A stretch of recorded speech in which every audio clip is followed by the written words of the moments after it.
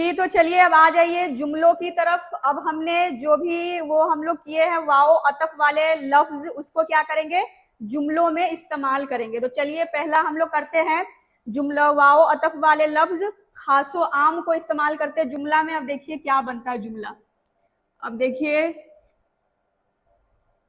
हर खासो आम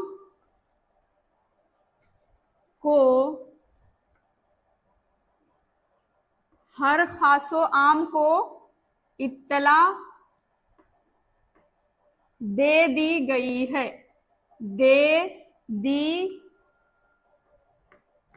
गई आगे है। आप सबको मैं एक एक क्या कहते हैं कि हर्फ को जोड़ के लफ्ज बनाना सिखाई थी, और लफ्ज से हम लोग क्या किए थे, जुमला तैयार किए थे। तो अब आप सब देख रहे हैं कि मैं कुछ ऐसे क्लास में अब हिंदी नहीं लिखती हूँ, फिर सिर्फ और सिर्फ मैं क्या करती हूँ, उर्दू में लिख देती हूँ। तो आप सबको क्या कर लेना है कि साथ साथ उसके नीचे में हिंदी में लिख ले रहे हैं, ठीक। तो चलिए जी, पहले मैं पढ़ के सुना देती हूँ कि हर खासो आम को इत्तला दे दी गई है।